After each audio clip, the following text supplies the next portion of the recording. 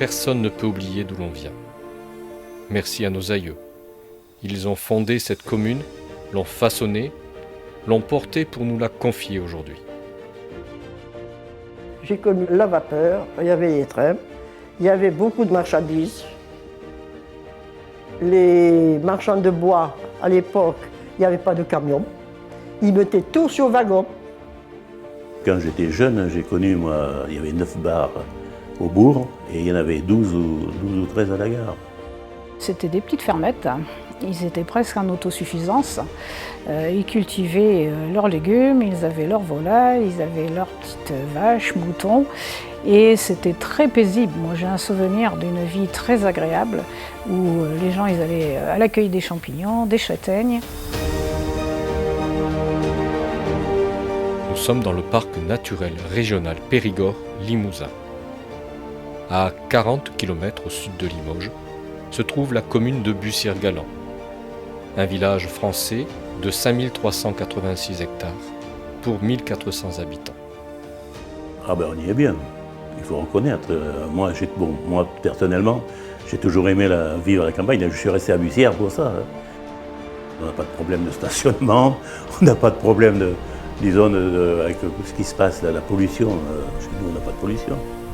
C'est vrai, il faut reconnaître. Bon appétit. On mange correctement, on a tous plus ou moins un petit jardin, on fait nos légumes, il y a tout pour bien vivre de toute façon. Curieusement, le nom de la commune varie, que vous soyez là ou là. La gare a quand même une influence importante, donc à partir des années 1860, parce qu'historiquement donc, il y avait le bourg.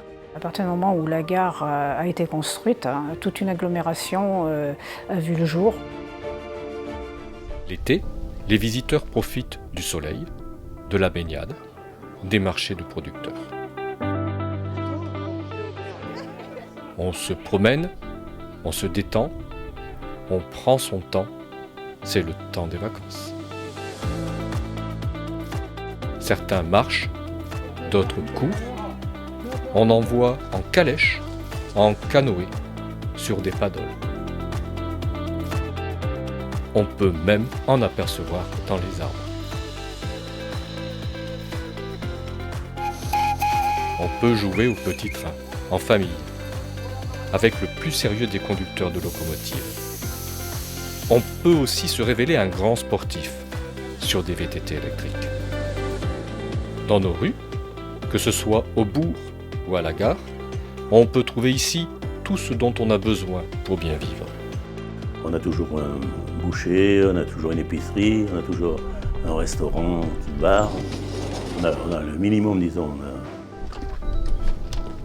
Ça va. À la gare, il y a la pharmacie, le docteur, on a les infirmières.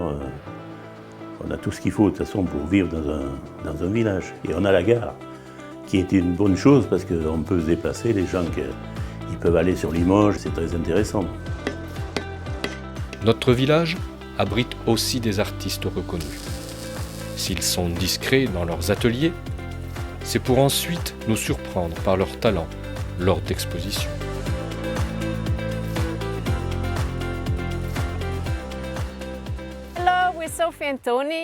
Sophie et Tony sont venus ici pour créer Elephant Haven, premier refuge européen pour éléphants issus de la captivité.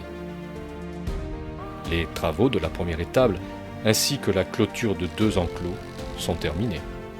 29 hectares de prairies, de forêts au cœur d'un parc régional. On aura des éléphants à Saint-Nicolas sans aucun problème, que tous les gens nous environt et que les gens viendront voir, pas pour voir les bêtes de cirque ou quoi que ce soit, mais voir ce qui a été fait en tant que sanctuaire d'animaux qui sont en péril, tout simplement. Comment rapprocher des vaches limousines et des noix de cajou? En venant tout simplement à Bussière-Galant. Les noix de cajou sont grillées et transformées ici, dans le village, et vendues dans toute la région.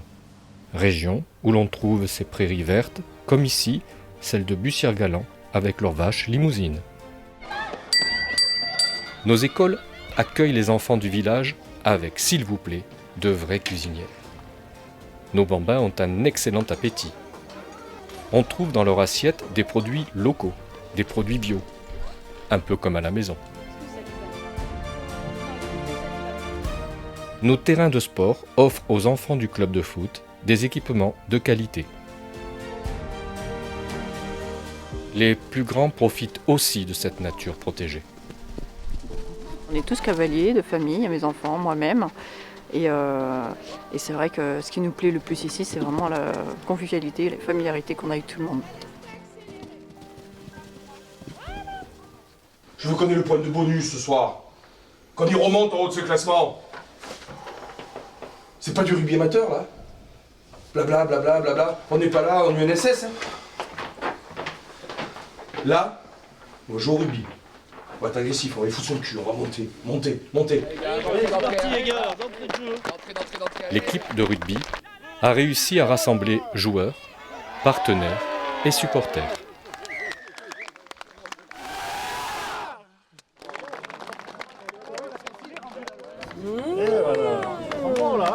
Et puis, les très jeunes peuvent se rendre à notre médiathèque. On apprend, on s'enrichit, on partage, on communique. Les premiers jours de l'automne nous font lever les yeux plus haut. On y découvre alors la châtaigne. Cuisinée, elle peut se révéler sous différentes formes, comme ici, en un gâteau géant. En cette saison, il faudra aussi regarder plus bas, voir le roi de la forêt, le cèpe. Nos forêts sont gérées depuis des siècles pour une production locale, éthique. Nos bois produisent meubles, clôtures, bardages. Nous avons pu garder le savoir-faire des feuillardiers. Dans une autre époque, ils étaient des centaines à travailler le châtaignier pour garnir les tonneaux de vin, de cognac. Courbefy est un hameau de la commune sans aucun habitant depuis les années 2000. Situé à 530 mètres d'altitude, il est aujourd'hui entouré de bois et se prête aux randonneurs, mais pas uniquement. Ça serait un village qui serait destiné à l'art en général, avec tous les arts possibles, la peinture, l'architecture, enfin tous les arts qu'on peut imaginer, pour faire venir des gens du monde entier, des gens connus, qui créeraient une œuvre ici et ça serait ouvert au public. Sur notre commune coule une rivière sauvage qui prend naissance en Haute-Vienne. Son parcours, rempli d'histoire, nous fera passer devant la légendaire roche qui pleure. Autrefois, à cet endroit du chemin, les rochers se lamentaient, pleuraient, tels des âmes perdues.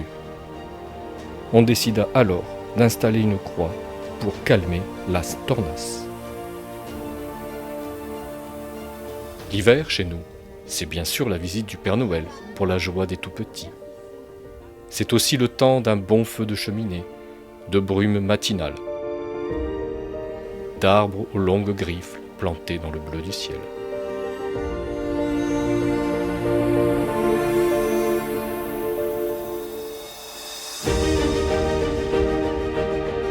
La plupart qui cherchaient un coin tranquille pour fuir un peu la ville, la cohue, et puis ils ont trouvé ce coin-là. Le bourg n'a jamais bougé.